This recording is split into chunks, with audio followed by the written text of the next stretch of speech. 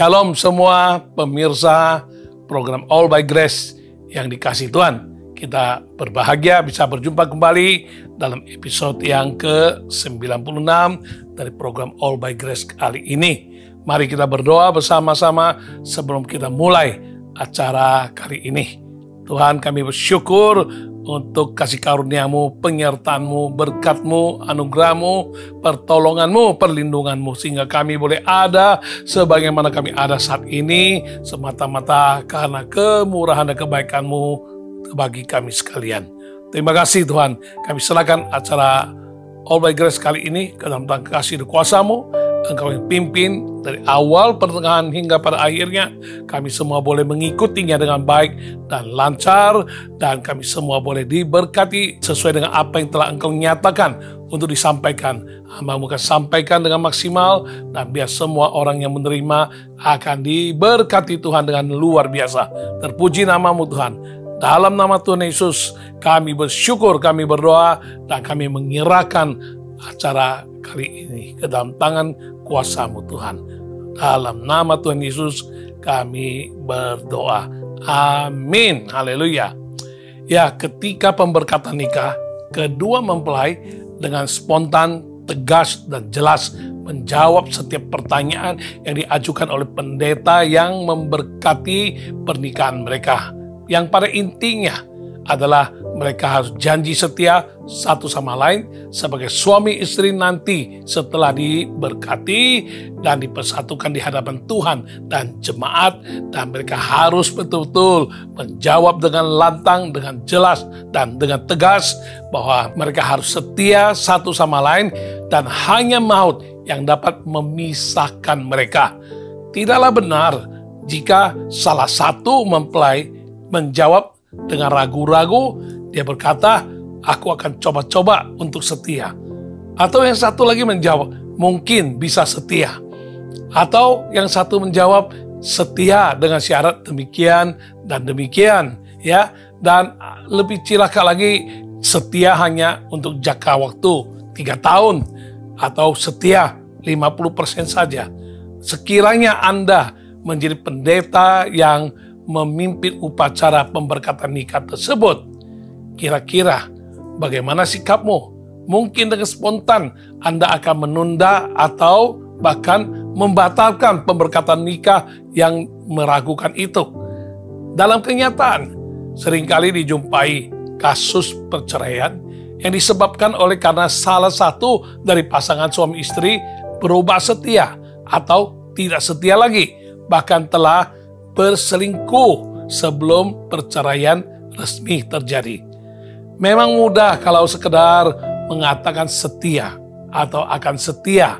Namun kesetiaan hanya akan teruji dan terbukti bila mana godaan, tantangan, dan kesulitan, bahkan perubahan pikiran akibat distorsi atau pengaruh pencemaran dari pihak-pihak luar, pihak-pihak lain. Ketika ditanya, diminta jawaban tegas dan jelas, sungguhkah diri Anda akan setia sampai akhir? Kebaikan jawaban hanya pernyataan yang mengambang, karena menyadari untuk mempertahankan dan membuktikan kesetiaan adalah suatu perkara yang tidak mudah, apalagi setia sampai akhir lebih tidak mudah lagi. Pernah seorang majelis gereja, dia merekrut seorang pemuda yang aktif dalam berbagai pelayanan di gereja yang sama, dan terkesan bahwa pemuda tersebut adalah seorang yang jujur, rajin, dan setia. Kesan baik itu dan bukti kinerja sang pemuda merupakan dasar penting bagi sang majelis yang menjadi majikan dalam menilai, memotivasi, mempercayakan, dan memberikan promosi kepadanya. Dalam waktu singkat, pemuda tersebut memperoleh promosi sehingga menempati posisi setingkat manajer pabrik. Pemuda tersebut terus menunjukkan kinerja yang sangat baik. Kejujurannya, kesetiaannya sangat teruji dan sangat terbukti, sehingga majikan dengan semakin percaya memberikan tanggung jawab lebih banyak lagi sampai hampir seluruh pabrik diatur oleh anak muda itu.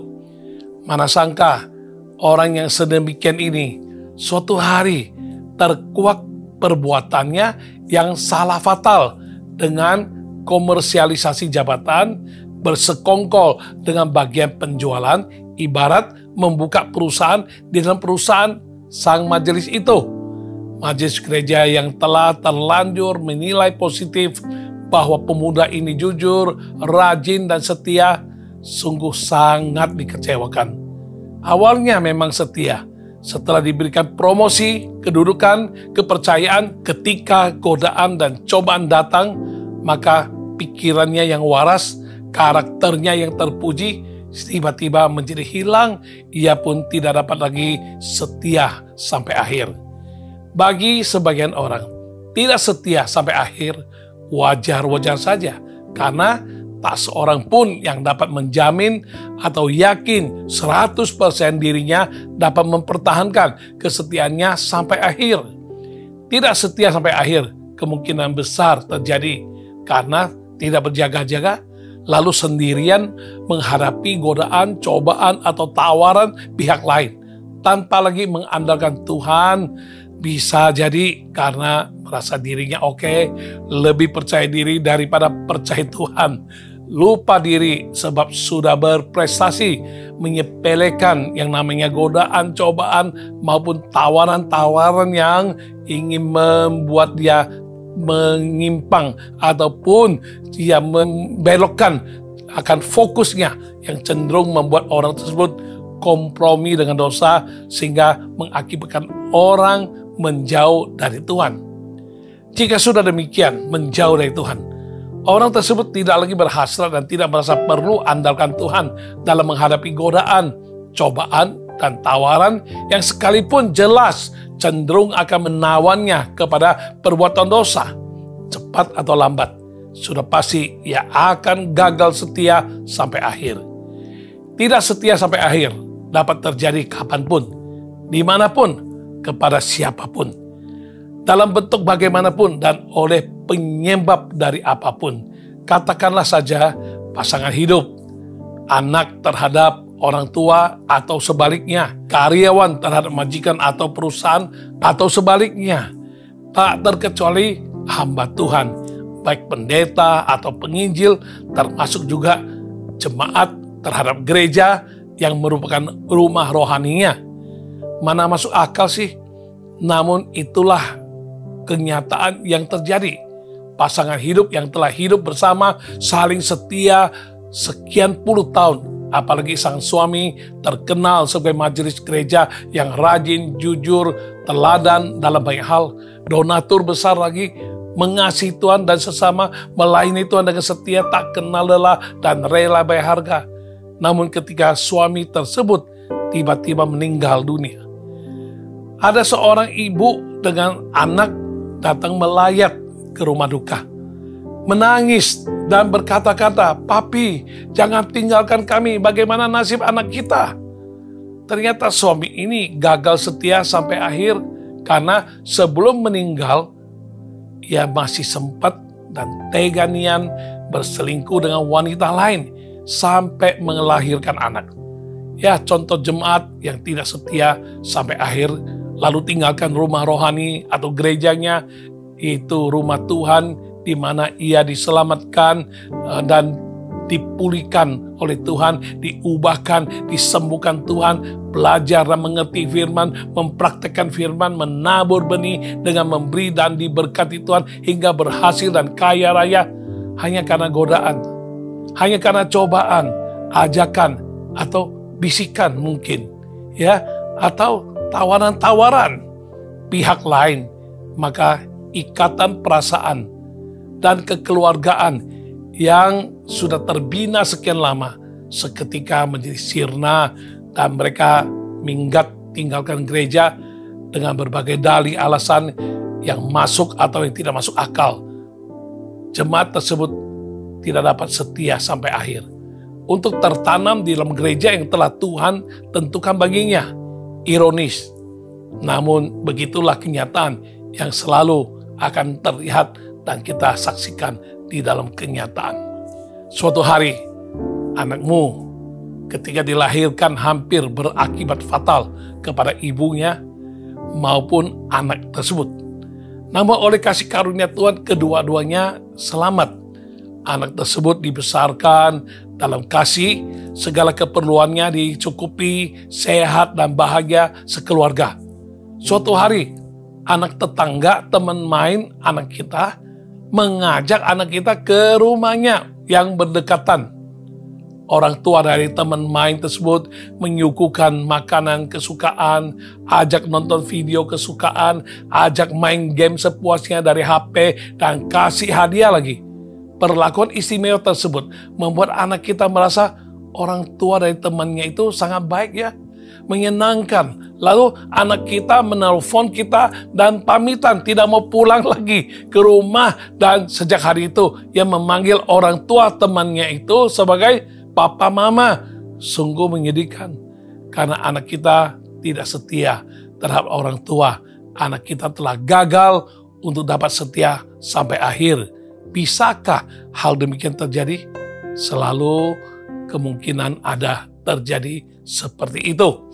Ada juga hamba Tuhan yang tidak setia lagi, apalagi setia sampai akhir terhadap Tuhan dengan panggilan Tuhan yang melayakkannya sebagai pelayan Tuhan atau hamba Tuhan.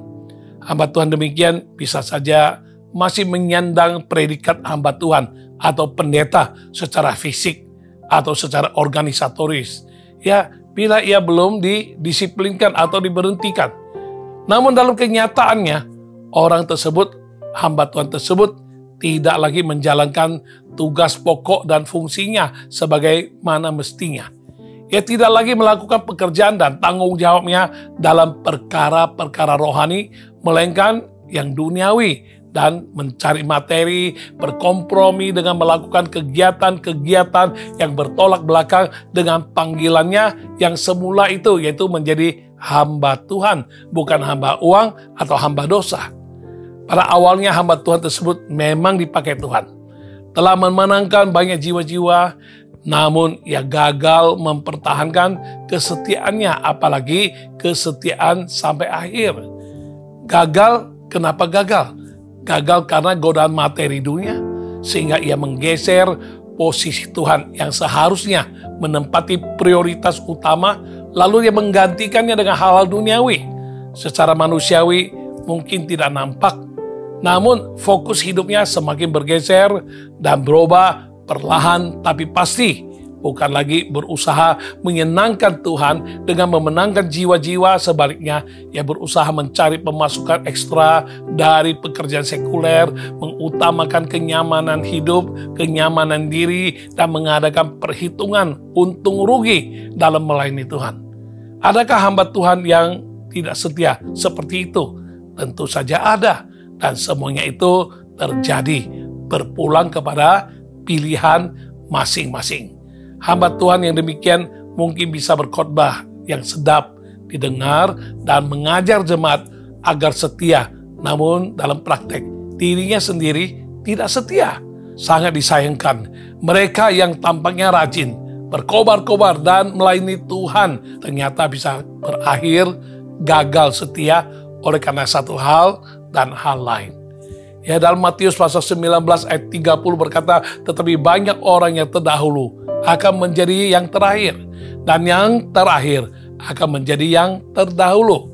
Ayat ini mengatakan banyak orang pernah menjadi yang terdahulu karena lebih dahulu melayani dan dipakai Tuhan dengan dahsyat. Namun oleh karena godaan, cobaan, tawaran, dan tipuan kemilauan dunia, mereka menjadi salah fokus, gagal untuk setia, bahkan tidak dapat setia sampai akhir, sehingga harus menanggung konsekuensi dengan berubah posisi menjadi yang terakhir. Oleh karena itu adalah baik dan bijak bagi kita untuk koreksi diri dan disadarkan melalui materi berikut dari program All by Grace hari ini yang mengangkat tema setia sampai akhir. Kiranya melalui pembahasan tema kita dapat pewahyuan dan pertolongan Tuhan agar dapat berhasil untuk setia, bahkan setia sampai akhir. Ya, ketika ditanya, bisakah saya setia sampai akhir? Tentu saja bisa. Maka berikut ini kita belajar bersama-sama langkah-langkah agar dapat setia sampai akhir, yang antara lainnya adalah pertama, kesetiaan harus menjadi tekad.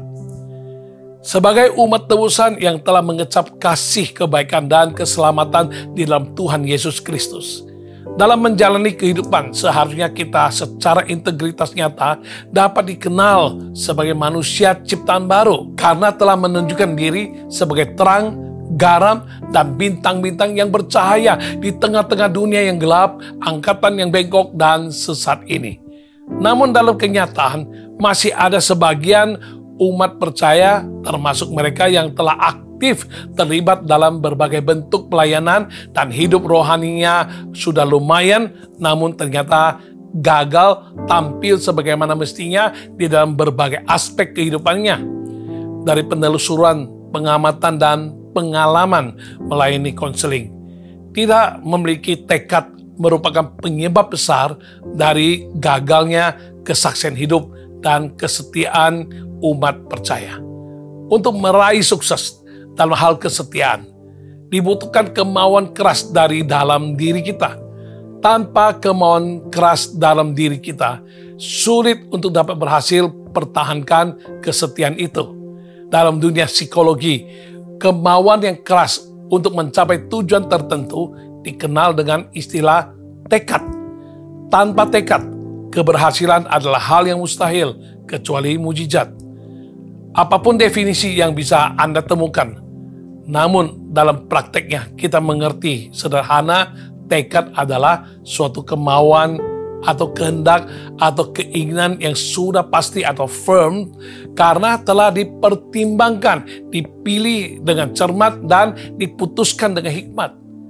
Tekad tidak boleh berubah-ubah karena merupakan hasil dorongan hati, kebulatan hati, keteguhan hati, kehendak, kemauan, keinginan, niat, naluri, hasrat, itikat, cita-cita, harapan, dan tujuan untuk apa yang ingin dicapai. Tekad merupakan hasil dari suatu pilihan yang setelah dipertimbangkan hingga diambil keputusan yang bulat dalam menyikapi dorongan hati tersebut atau niat, motivasi, hasrat, dan harapan, sehingga mempengaruhi sikap, perilaku, tindakan terhadap apa yang akan kita lakukan, yang diharapkan atau yang akan dicapai. Tekad akan menghasilkan kemampuan untuk mengendalikan diri dalam mencapai tujuan jangka panjang, termasuk mempertahankan karakter yang setia sampai akhir.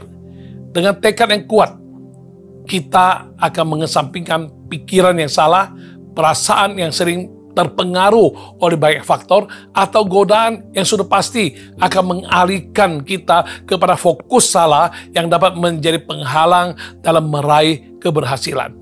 Setiap orang memiliki kelemahan, bisa jadi pada karakter, perilaku, paradigma, cara bersikap, dan menyelesaikan masalah atau tantangan, baik dalam hal pekerjaan, pelayanan, ekonomi, usaha, dan hubungan dengan sesama.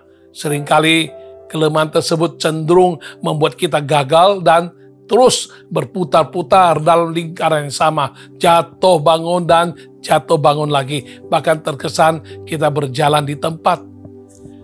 Jika terus sedemikian, konsekuensi dan akibat buruk yang akan terus menimpa kehidupan kita, sehingga untuk tetap setia merupakan kesulitan yang amat sangat, apalagi untuk setia sampai akhir hampir menjadi kemustahilan. Walau bagaimanapun, harus kita sikapi bahwa kesetiaan adalah harga mati dan tidak boleh ditawar-tawar lagi. Oleh karena itu, kesetiaan harus menjadi tekad kita dengan didasari kemauan, kehendak, hasrat, kebulatan hati untuk mempertahankan kesetiaan, bahkan setia sampai akhir. Kesetiaan harus diusahakan dan diperjuangkan dengan sungguh-sungguh dalam segala situasi dan kondisi. Karena itu, kita harus bertekad agar dapat mempertahankan kesetiaan, bahkan setia sampai akhir. Tekad kita harus bukan sekedar tekad untuk 1 atau 2 hari, melainkan harus pegang terus dengan teguh, abaikan dan tolak semua bentuk godaan apapun, bahkan harus mampu menolak pengaruh dari siapapun dan apapun juga. Berbeda halnya dengan mereka yang tidak sungguh-sungguh bertekad, menganggap enteng perkara kesetiaan. Bisa jadi saat ini mereka masih didapati setia, tapi belum tentu kemudian hari bisa kedapatan tetap setia, khususnya ketika badai kehidupan menerpa dan dituntut pengorbanan lebih demi mempertahankan kesetiaan itu.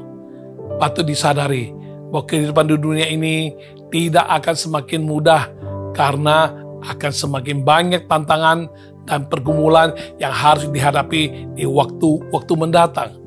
Bila tidak sedini mungkin kita bertekad dan berkomitmen untuk melatih diri, berusaha dan berjuang agar dapat tetap setia, maka tak seorang pun berani menjamin bahwa dirinya akan mampu bertahan setia ketika diperhadapkan dengan tantangan yang lebih berat di kemudian hari. Sejak kami masih pengusaha, ada seorang tangan kanan kami dan orang kepercayaan kami dalam berbagai bidang usaha, karena kejujuran dan kesetiaannya sungguh teruji dan terbukti. Karakter indah demikian dapat ditunjukkan karena didasari dengan tekad yang dibuatnya, yaitu tunduk kepada otoritas pemimpin. Dia berusaha dan berjuang untuk setia dalam segala situasi dan kondisi tanpa terpengaruh oleh siapapun dan oleh apapun. Ketika kami dipanggil Tuhan untuk menjadi seorang pendeta atau hamba Tuhan sepenuh waktu, Ia pun tetap setia mengikuti kami sebagai jemaat dan pelayan inti paruh waktu atau part-time dengan mendukung segala bentuk pelayanan kami ketika kami sedang merintis pembukaan gereja hingga suatu hari. Ia sendiri pun dipanggil Tuhan untuk menjadi seorang hamba Tuhan, seorang pendeta sepenuh waktu dan menjadi salah satu hamba Tuhan atau pendeta yang di bawah pimpinan kami.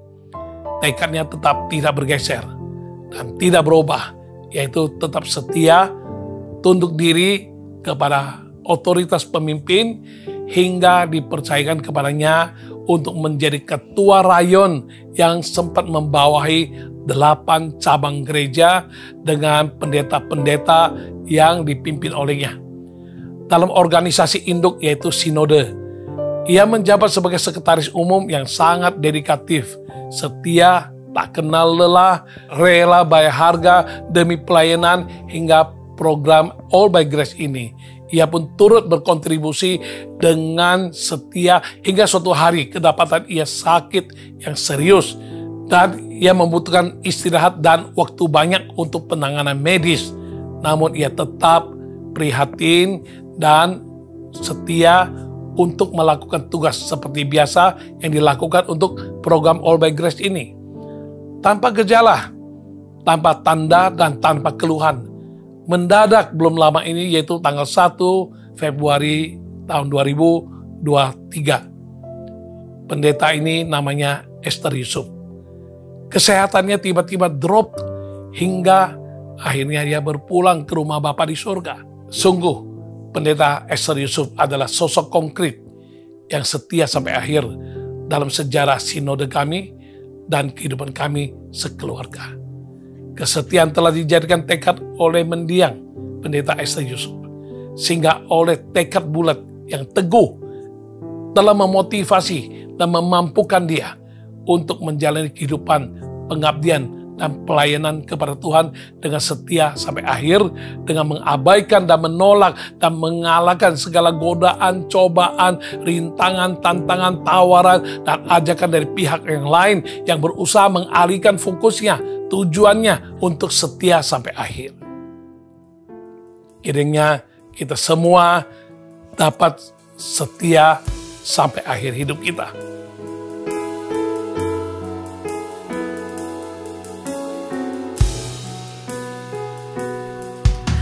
Bapa, Engkau mengenalku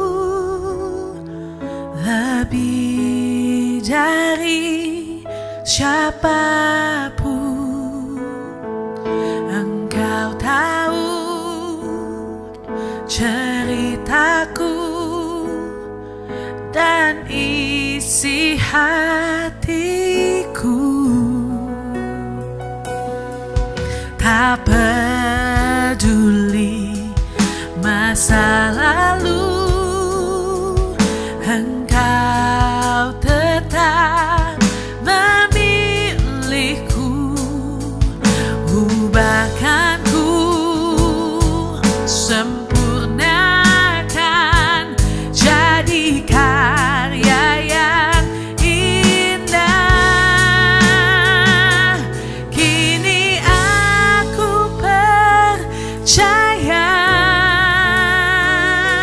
tiada yang mustahil bagimu. Kuasamu kuatkanku, dasarku berharap. Kini aku berserah pada rancanganmu bagiku. Ku ikuti panggilanmu, ku kan setia sampai akhir hidupku.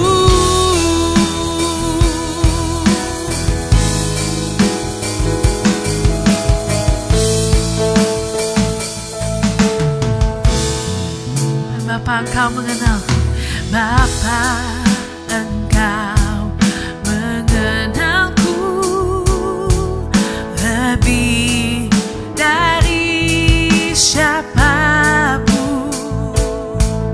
Engkau tahu ceritaku dan isi hatiku. Tak peduli masa lalu, Engkau tetap memilihku. Ubahkanku, sempurnakan, jadi karya yang indah.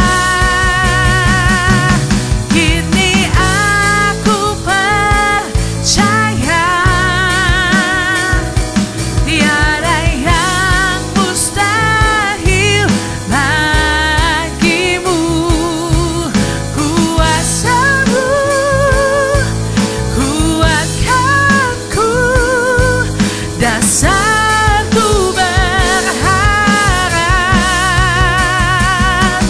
Kini aku berserah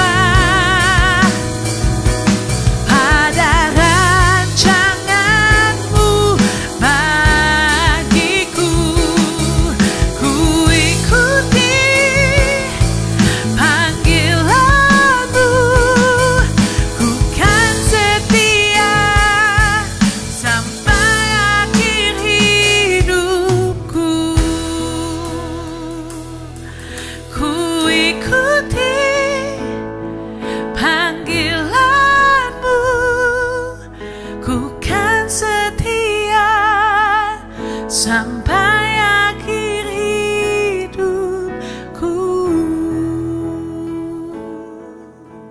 Berikut langkah yang kedua, supaya kita bisa tetap setia sampai akhir. Jangan terpengaruh oleh manusia atau apapun juga yang membuat kita tidak setia. Ujian terbesar kesetiaan tidak selamanya dari situasi dan kondisi. Seringkali justru dari sesama manusia. Ya, contoh ketika suasana kehidupan rumah tangga baik-baik, rukun dan harmonis, semua sehat-sehat, keuangan tercukupi, namun tiba-tiba semua berubah. Terasa ada yang kurang, perselisih paham, debat, bersungut-sungut, gegara membanding-bandingkan diri dengan orang lain. Apalagi di zaman ini yang syarat dengan postingan segala sesuatu yang diumbar semaunya saja di sosial media. Sehingga update dari teman, keluarga, juga orang-orang yang tidak kita kenal sekalipun mudah untuk kita ketahui dan kita bisa terpengaruh. Oleh karena sosial media, banyak orang terpicu lalu berubah menjadi tidak puas dan tidak lagi mensyukuri kehidupan yang sedang dijalani karena ia membanding-bandingkan dirinya dengan orang lain tersebut yang tampaknya lebih kaya, bahagia, lebih segala-galanya, sehingga tanpa disadari dia menjadi insecure, berusaha mengejar hal-hal yang tidak perlu dan belum tentu cocok. Misalnya ingin juga tampil lebih menarik, mampu pamer kekayaan dan kemewahan, ia terpengaruh juga untuk menghalalkan segala cara demi kumpulkan harta kekayaan hingga tidak ada waktu lagi untuk Tuhan dan akhirnya berubah setia kepada Tuhan. Padahal segala sesuatu yang ditampilkan di sosial media mungkin sekedar fata morgana, belum tentu nyata sebenar-benarnya karena yang ditampilkan hanya yang baik-baik saja, seolah hidup ini tanpa masalah, sehingga bila tidak mencermati dengan baik, dengan bijak, bisa saja mengakibatkan kita jadi iri hati, jadi dengki, bahkan bisa kecewa dan tidak setia lagi dengan Tuhan. Di sisi lain, ada juga orang yang berubah setia dikarenakan perkataan orang lain. Pernah ada yang karena membaca dan menekuni Alkitab di rumah, suaminya mengejeknya terus, menyindir dia terus, bukannya mendukung kerinduan istrinya untuk bertumbuh dalam iman, dalam hidup rohani. Suaminya justru selalu mencibirnya dengan berkata, buat apa baca Alkitab? Buktinya situasi kondisi kita tidak berubah juga toh. Buat apa kamu cari Tuhan dan ke gereja rajin-rajin? Buktinya Tuhan tidak juga tolong kita dan lain sebagainya. Karena lelah terus-menerus mendengar cibiran dan sindiran suami, si istri pun semakin hari semakin mundur dalam perkara rohani. Dari yang semula sangat aktif dalam setiap kegiatan dan ibadah gereja, mulai mundur dari pertemuan ibadah sampai pada akhirnya tidak pernah lagi terlihat hadir beribadah di gereja. Sungguh sangat menyedihkan. Hanya karena perkataan manusia, ia berubah setia kepada Tuhan dan berakhir dengan tidak beribadah serta tidak lagi mengejar hal-hal rohani demi pertumbuhan hidup rohani dan pertumbuhan imannya. Ada pula yang tidak setia lagi sampai meninggalkan gereja di mana ia tertanam dengan baik hanya karena perkataan sesama rekan pelayan yang dirasanya kurang elok, menyindir, menyakitkan hati, sehingga berujung pada konflik antar pelayan Tuhan dan memilih meninggalkan gereja. Bahkan ada yang berakhir dengan kepahitan, bahkan menjadi murtad. Dalam menjalani hidup ini, kita perlu berhati-hati dalam mendengar, terutama bila kita termasuk orang yang mudah terpengaruh oleh perkataan orang lain. Sebab ada tertulis dalam Roma pasal 10 ayat 17, jadi iman timbul dari pendengaran dan pendengaran oleh firman Kristus. Bila iman dapat timbul dari pendengaran oleh perkataan firman, demikian juga rasa takut, khawatir, intimidasi, dan godaan juga dapat muncul akibat mendengar perkataan yang negatif. Bila kita sering mendengar perkataan negatif dari teman-teman, intimidasi dari keluarga, daripada perkataan kebenaran firman Tuhan, maka perkataan negatif itulah yang akan mendominasi hati dan pikiran kita sehingga membuahkan ucapan dan tindakan kita. Jangan sampai karena perkataan negatif dari orang sehingga kita menjadi salah berpikir, salah bertindak, dan salah menjalani kehidupan ini, sehingga mengakibatkan kehancuran bagi masa depan kita, baik di dunia kini maupun di dunia kekekalan nanti. Harus disadari, tidak semua hal di sekitar kita boleh dan perlu dan bermutu untuk didengar, apalagi dimasukkan ke dalam hati dan pikiran, berhubung tidak semuanya sesuai dengan kebenaran firman Tuhan. Walau 1000 orang berkata buruk terhadap kita, terus mengejek, mencela, mengutuki kita, tetapi jikalau Tuhan berkenan mengangkat dan memberkati dan memuliakan kita, maka perkataan Tuhanlah yang akan terjadi dan digenapi di dalam hidup kita. dalam Mazmur pasal 1 ayat 1 hingga ketiga, itu yang sudah tidak asing lagi buat kita. Berbahagialah orang yang tidak berjalan menurut nasihat orang fasik, yang tidak berdiri di jalan orang berdosa, dan yang tidak duduk dalam kumpulan pencemooh, tetapi yang kesukaannya ialah Taurat Tuhan, dan yang merenungkan Taurat itu siang dan malam. Ia seperti pohon yang ditanam di tepi aliran air, yang menghasilkan buahnya pada musimnya, dan yang tidak layu daunnya. Apa saja yang diperbuatnya berhasil. Ayat-ayat Mazmur di atas mengajarkan bahwa orang yang akan mengalami kebahagiaan adalah mereka yang memegang teguh dan tetap setia beriman kepada perkataan firman Tuhan. Tetapi dia tetap teguh walaupun orang fasik sempat memberi nasihat, menggoda, mempengaruhi, dan berusaha menarik dia terhadap hal-hal yang bertentangan dengan perkataan firman Tuhan itu.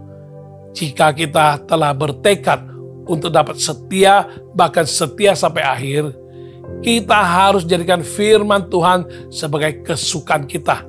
Karena firman Tuhan itulah yang akan memelihara hati dan pikiran kita agar apapun perkataan dan sikap orang lain tak akan mempengaruhi kita. Dengan demikian, kita tidak hanya dapat berhasil mempertahankan kesetiaan sehingga dapat setia sampai akhir, bahkan apa saja yang kita perbuat dapat juga dibuat Tuhan menjadi berhasil, karena perkataan firman Tuhan senantiasa menuntun dan mengarahkan setiap langkah hidup kita menuju kepada keberhasilan. Ya, ada seorang hamba Tuhan yang sudah setia melayani Tuhan dengan sekian lama di satu gereja dari satu organisasi. Dan gereja yang dipimpin oleh beliau ini sering kedatangan pendeta-pendeta, pembicara-pembicara tamu. Suatu hari, seorang pembicara tamu mengatakan kepada dia, "Buat apa kamu terus di organisasi ini? Buat apa kamu dengar-dengar sama pemimpinmu? Coba kamu keluar saja daripada organisasi ini. Kita buka gereja yang baru, ya. Kamu bisa jadi lebih sukses, lebih tidak dikekang. Kamu akan lebih bebas, dan kamu akan lebih lagi diberkati oleh Tuhan dan menjadi berkat bagi banyak jiwa-jiwa, tahu."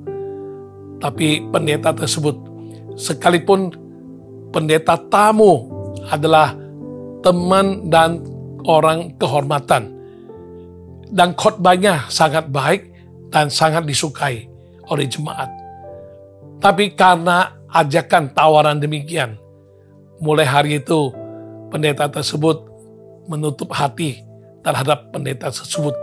Apapun yang dikatakannya, dan tidak mau lagi dia mendengarkan, dan mulai saat itu mereka tidak pernah lagi berhubungan, bahkan datang berkhotbah pun sudah tidak pernah lagi. Saudari, kalau kita hidup di ombang-ambingan dan sangat terpengaruh, terobsesi oleh perkataan orang, kita sulit untuk mempertahankan kesetiaan. Kita sulit untuk setia sampai akhir. Ya, pernah juga seorang pendeta bercerita bahwa ada sekelompok pengusaha mengajarkan kepada dia dan mengajak dia, menjanjikan kepada dia dan menawarkannya, "Sudah, kita sama-sama keluar dari organisasi ini. Kita keluar buka gereja baru saja, ya. Dan kami semua akan jadi satu tim inti yang akan mensukseskan Anda sampai Anda bisa betul-betul mengembangkan pekerjaan Tuhan yang luar biasa, bisa menjadi berkat bagi banyak orang." Hamba Tuhan ini sudah bertekad. Dia akan setia sampai akhir. Dia tidak mau mendengarkan apapun perkataan orang, apapun ajakan orang, apapun godaan orang. Dan dia tetap setia sampai akhir. Dia tetap melayani Tuhan di organisasi gereja yang sama itu.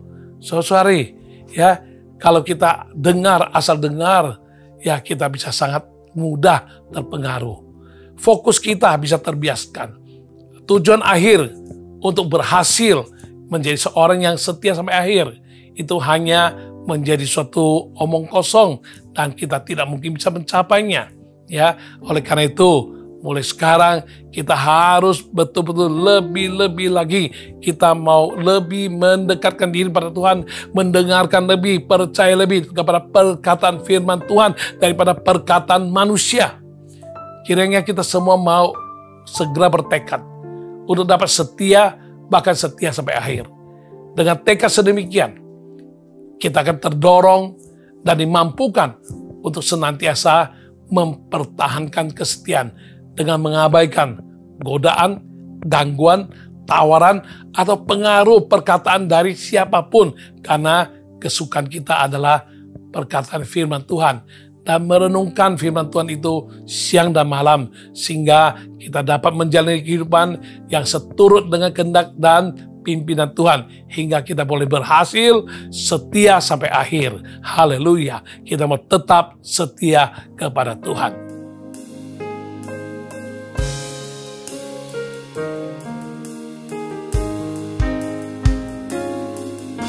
Seperti wanita mengurapimu, menangis di bawah kakimu.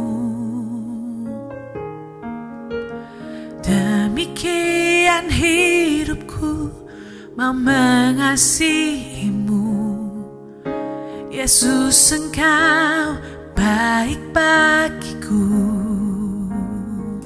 Sampai akhir ku menutup mata, ku tetap setia menanti janjimu, sampai ku dapatkan mahkota kehidupanku.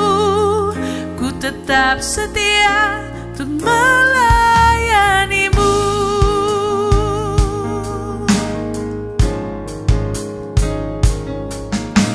Seperti wanita mengurapimu, menangis di bawah kakimu. Demikian hidupku mau mengasihimu, Yesus, Engkau baik bagiku. Sampai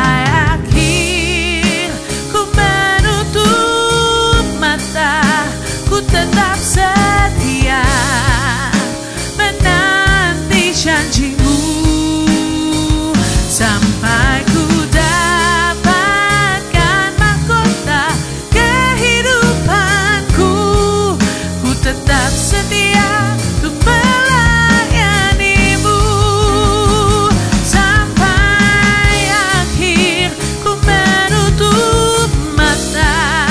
Ku tetap setia menanti janjimu, sampai ku dapatkan mahkota kehidupanku. Ku tetap setia untuk melayanimu, sampai akhir ku menutup mata. Ku tetap setia menanti janjimu, sampai ku dapatkan mahkota kehidupanku. Ku tetap setia untuk melayanimu. Ku tetap setia untuk melayanimu.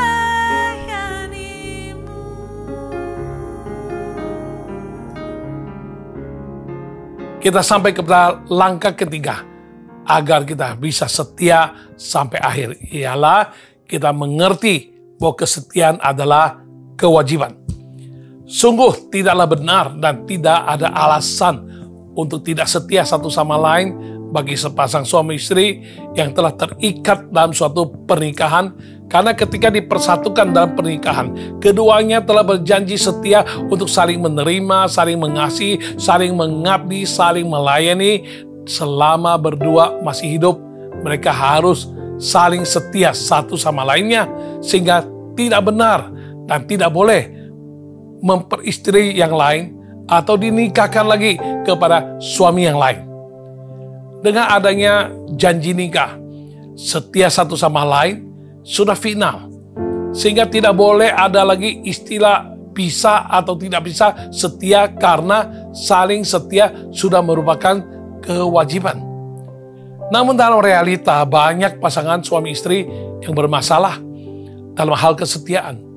Berawal dari kompromi demi kompromi yang dilakukan sehingga tanpa disadari bisa menjadi benih ketidaksetiaan yang berujung pada kehancuran pernikahan.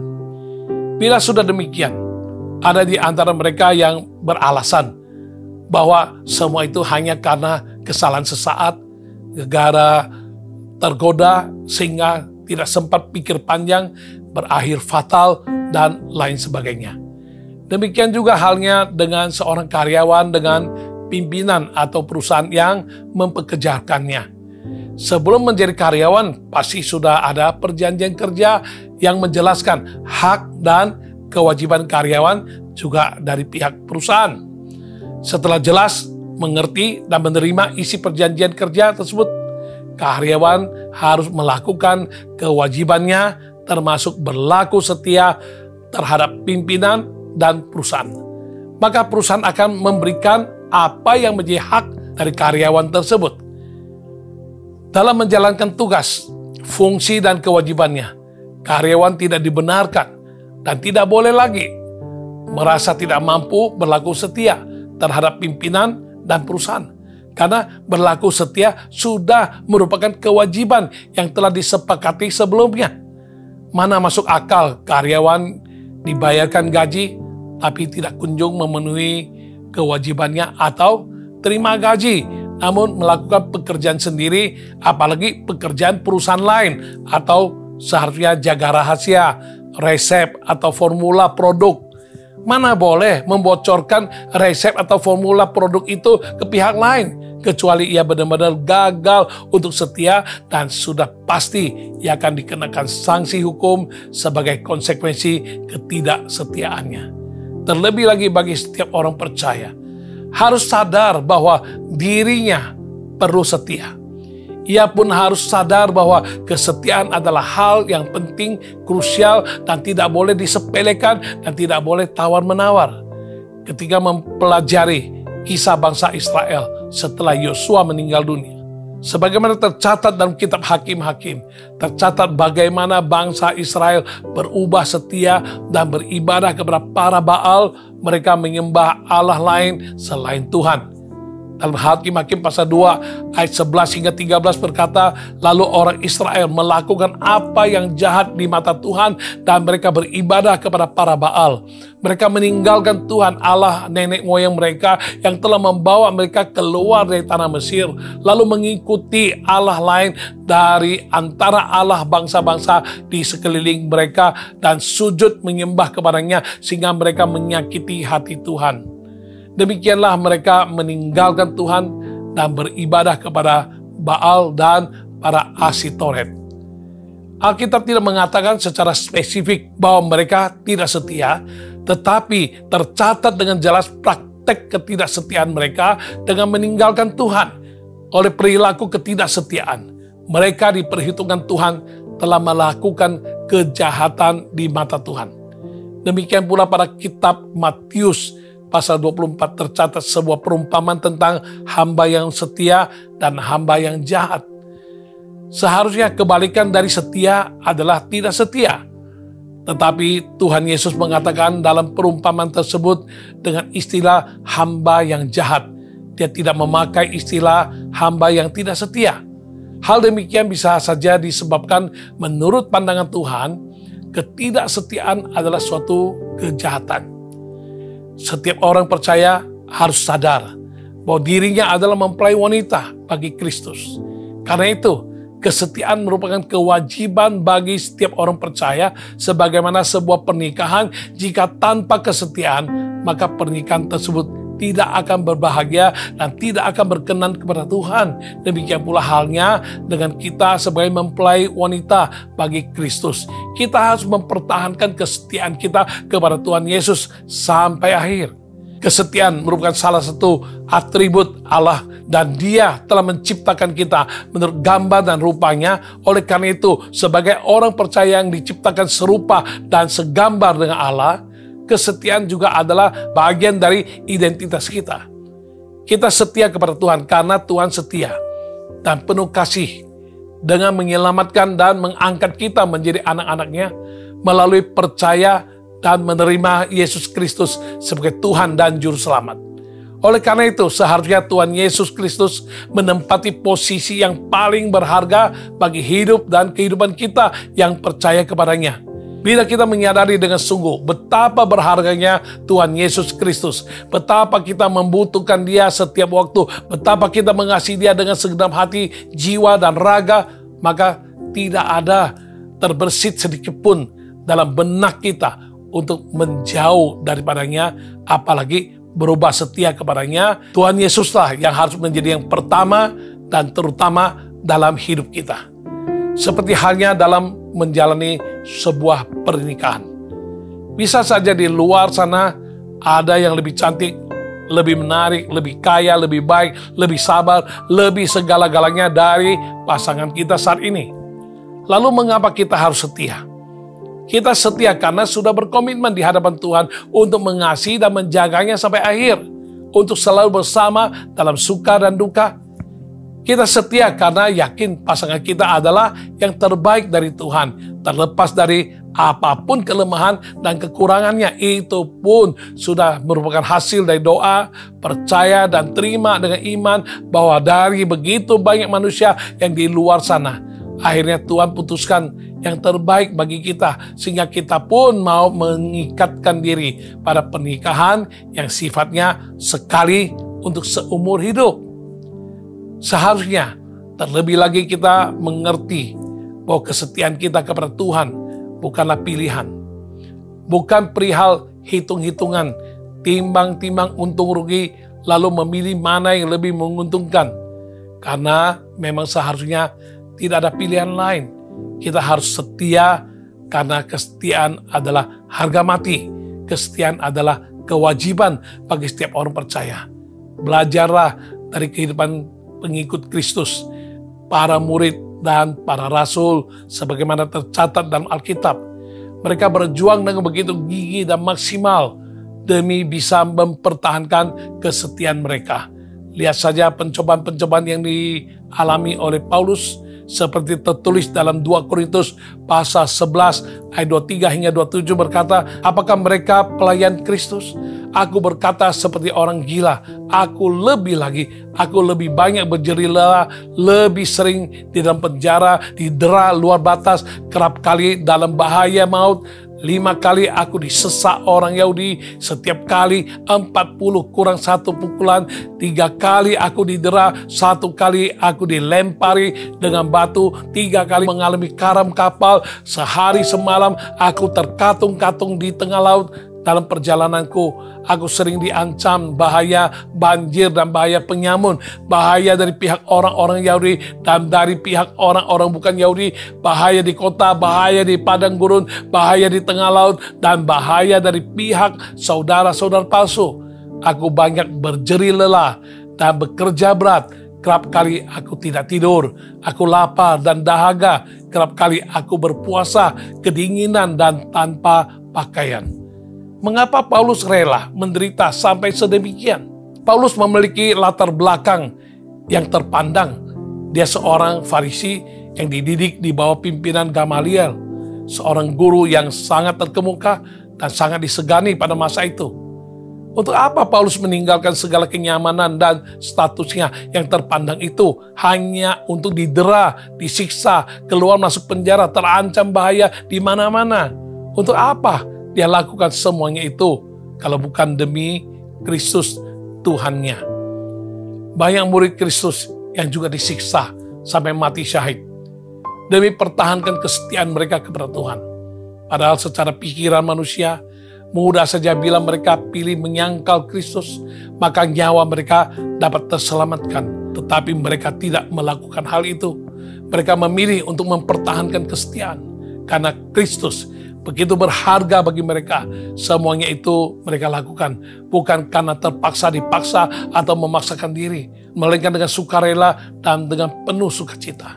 Jika Tuhan Yesus sangat berharga bagi kita, maka hal itu akan tercermin dari kemauan kita untuk berkorban dan berkarya lebih lagi bagi Kristus. Semakin mengasihi Dia, semakin pula kita dimampukan untuk bertahan dalam penderitaan, siksaan, godaan, atau apapun juga. Karena kita tahu bahwa itu adalah harga yang layak dan pantas untuk kita bayarkan. Tuhan tahu bahwa mempertahankan kesetiaan tidaklah mudah.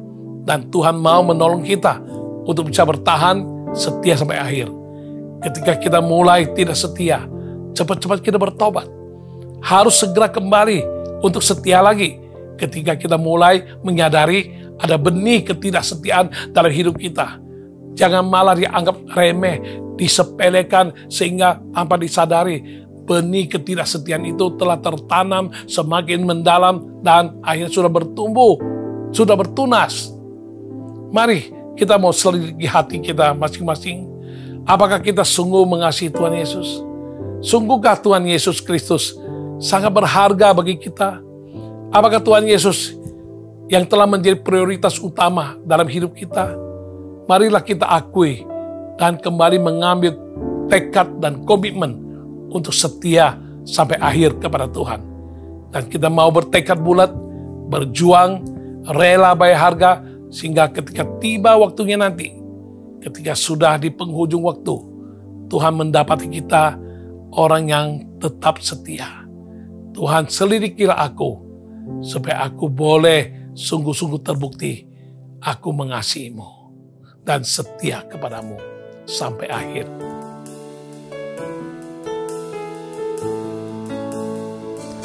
Selidiki aku, lihat hatiku, apakah ku sungguh mengasihimu, Yesus, Kau yang Maha Tahu dan menilai hidupku. Tak ada yang tersembunyi bagimu. Selidiki aku, lihat hatiku, apakah ku sungguh mengasihimu, Yesus, Kau yang Maha Tahu dan menilai hidupku. Tak ada yang tersembunyi bagimu. Aku lihat kebaikan-Mu yang tak pernah habis di hidupku. Ku berjuang sampai akhirnya Kau dapati aku tetap setia.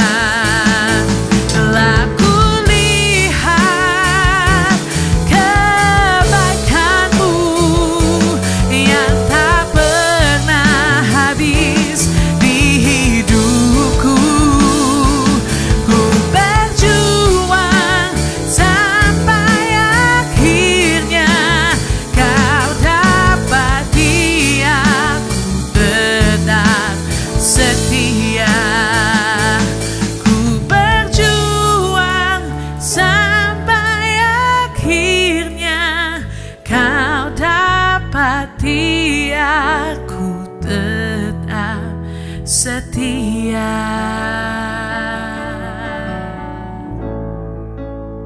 Ya, kita telah mendengarkan ulasan di atas tentang bagaimana supaya kita bisa tetap setia sampai akhir. Langkah-langkah yang harus kita lakukan adalah tekad. Dimulai dengan tekad, maka kita akan berjuang untuk setia sampai akhir. Dan kita harus mengerti juga langkah berikutnya, jangan terpengaruh oleh manusia atau oleh apapun juga yang membuat kita tidak setia. Dan kita harus ingat bahwa setia sampai akhir itu merupakan satu kewajiban dan tidak boleh tawar-tawar lagi. Bukan masalah mampu atau tidak, mau atau tidak, tapi itu sudah final kewajiban. Nah, oleh karena itu kita mau tekad di hadapan Tuhan, kita mau mengesampingkan, mengabaikan godaan apapun juga, atau perkataan manusia, atau pengaruh manusia apapun juga, dan kita mau melakukan kewajiban kita, mau setia sampai akhir, maka kita akan berhasil setia sampai akhir. Mari kita berdoa bersama-sama. Bapa Surgawi, kami bersyukur untuk apa yang telah Engkau wahyukan untuk disampaikan kepada semua umat-Mu yang menyaksikan program All by Grace kali ini. Tolonglah kami Tuhan, bukan sekedar mendengar lalu kami melupakannya. Namun kami mau mendengar, kami merenungkan kembali, dan kami mencamkan dalam loh hati kami, dan kami akan senantiasa ditolong oleh Tuhan untuk selalu diingatkan bahwa kami harus menjadi seorang manusia, orang percaya yang setia sampai akhir. Dan kami mau Tuhan, mulai dari tekad kami, dan kami mau Tuhan untuk tidak terpengaruh oleh apapun, oleh siapapun, oleh perkataan manusia apapun, kami tidak akan terpengaruh. Nah, kami mau Tuhan melakukan segala perjuangan, usaha untuk bisa setia sampai akhir. Karena kami tahu setia sampai akhir adalah harga mati. Itu adalah kewajiban yang harus kami tunaikan sebagai kewajiban di hadapan-Mu. Terima kasih Tuhan, sempurnakan semuanya yang kami dengar, sehingga kami boleh ditolong Tuhan, bukan sekedar mendengar, tapi kami juga boleh menjadi seorang pelaku daripada firman-Mu. Terpuji nama-Mu Tuhan, kemuliaan bagi nama-Mu, dalam nama Tuhan Yesus kami bersyukur, kami berdoa, dan kami terima berkat-Mu. Haleluya, amin, haleluya. Tiba saatnya saya akan berdoa syafaat buat Anda sekalian yang membutuhkan dukungan doa. Pertama, saya akan mendoakan untuk orang yang mengalami hernia. Anda sangat menderita dan kesakitan dan sangat tidak leluasa. Mari saat ini engkau tumpang tangan dua-duanya di atas pusarmu saja, bagian perut. Saat ini aku berdoa dan engkau sehati, dan engkau akan alami mujizat kuasa Tuhan dalam nama Tuhan Yesus. Yang menderita sakit hernia, Tuhan, engkau lakukan mujizat saat ini, sembuhkan dia di dalam nama Tuhan Yesus. Sembuh dalam nama Tuhan Yesus. Hernia Tuhan sembuhkan dalam nama Tuhan Yesus. Jadilah sembuh, sembuh, dan sembuh. Haleluya, amin. Ya, buat Anda yang merasa khawatir tentang ada satu benjolan di bagian dada Anda, bahkan Anda sudah diperiksa dokter dan sudah diadakan biopsi, sedang dicek, belum tahu hasilnya. Mari kita berdoa, mohon kasih karunia Tuhan. Tuhan luputkan dari segala mara bahaya, bukan tumor, bukan kanker, namun hanya suatu benjolan yang biasa-biasa saja dan segera sembuh oleh Tuhan. Mari tumpang tangan di atas dadamu yang engkau tahu di mana benjolan itu ada. Kita berdoa, Tuhan sembuhkan benjolan di bagian dadanya yang sudah dibiopsi juga. Tuhan, engkau sembuhkan dalam nama Tuhan Yesus. Dalam nama Tuhan Yesus, benjolannya sembuh, hilang seketika. Dalam nama Tuhan Yesus, jadilah sembuh. Tuhan Yesus sembuhkan, sembuh dalam nama Yesus. Haleluya, amin. Doa untuk pundak Anda, sakit, tegang, dan sangat tidak leluasa, angkat tangan pun susah. Saat ini kita alami kuasa Tuhan dalam nama Yesus. Kamu taruh tangan dua-duanya di pundakmu dan terima dalam nama Yesus. Tuhan sembuhkan pundaknya yang terganggu dan jadilah sembuh.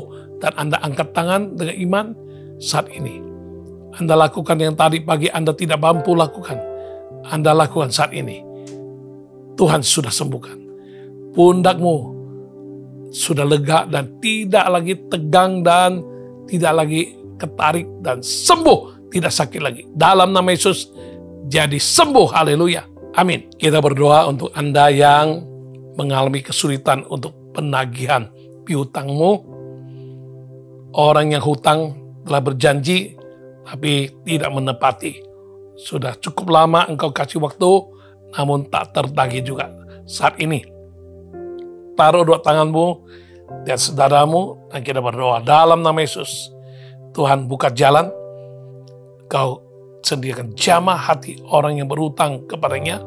Di dalam nama Yesus, piutang yang belum tertagih ini, Tuhan, Kau kirim malaikatmu menagihkannya bagi dia. Dan orang yang berhutang segera melunasinya di dalam nama Tuhan Yesus.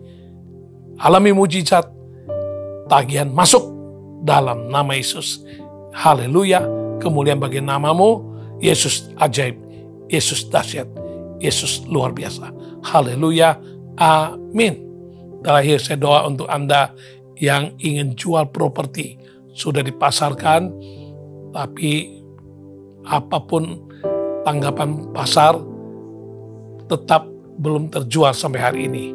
Mari kita berdoa. Engkau hanya butuh satu pembeli, dan pembeli itu Tuhan sediakan dengan harga yang paling baik. Tuhan tolong mujizat terjadi. Mari taruh tanganmu di atas dadamu dan terima mujizat. Tuhan, dalam nama Yesus kami berdoa untuk mereka yang kesulitan dalam menjual propertinya yang sudah dipasarkan melalui agen dan sudah diiklankan tapi masih belum sempat terjual hingga saat ini. Tuhan, Engkau nyatakan kemuliaan-Mu. Dia sangat membutuhkan untuk propertinya terjual. Dan saat ini kami berdoa dengan sehati. Dan di dalam nama Tuhan Yesus kami percaya janji Tuhan. Kalau kami percaya, kami akan lihat kemuliaan Tuhan dinyatakan. Tuhan, kemuliaan menyata dan Engkau giring satu pembeli itu kepadanya.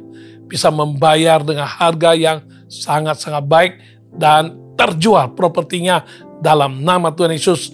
Oleh pertolongan dan kuasa mujizat dari Tuhan Yesus, terjual dalam nama Yesus. Haleluya, Tuhan Yesus ajaib. Haleluya, amin, amin. Ya, semua kita bawa seluruh pergumulan, kebutuhan, kerinduan, masalah, sakit penyakit, apapun namanya yang sedang Anda rindu didoakan.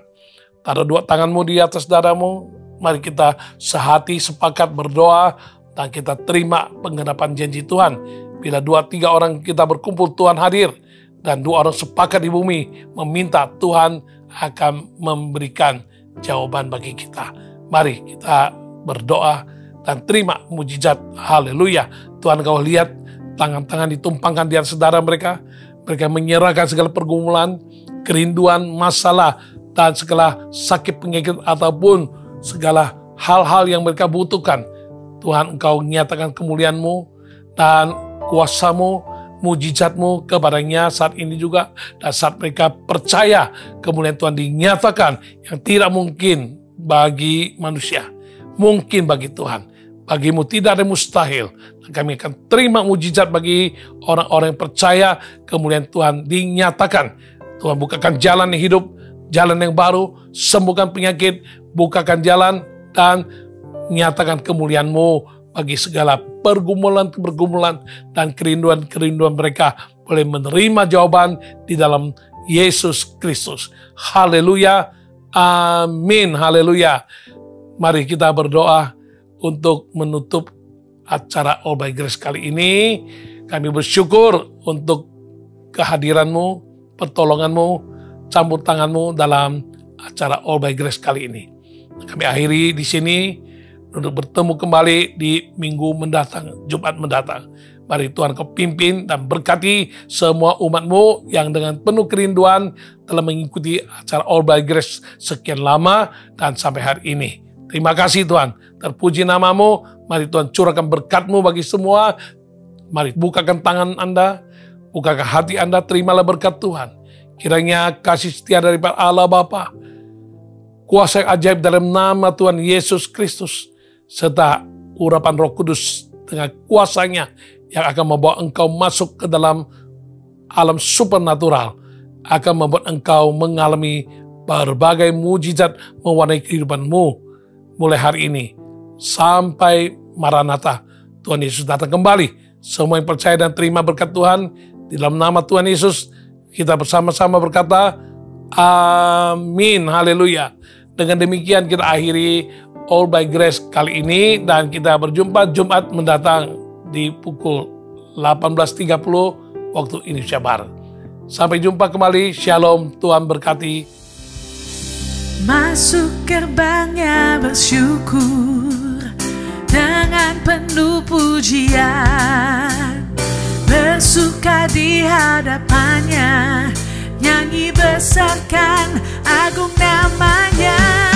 Puji dia 17 angkatala, musik dan tarian, semua makhluk di bumi di surga dengan senang hati angkat pujian. Sebab Tuhan baik, sebab Tuhan baik, sebab Tuhan baik, anugerahnya kekal selamanya. Sebab Tuhan baik, sebab Tuhan baik, sebab Tuhan baik, anugerahnya kekal selamanya. Sebab Tuhan baik, anugerahnya kekal selamanya. Sebab Tuhan baik, anugerahnya kekal selamanya. Tuhan Yesus baik, haleluya. Tuhan Yesus memberkati semuanya. Sampai ketemu minggu depan. God bless you.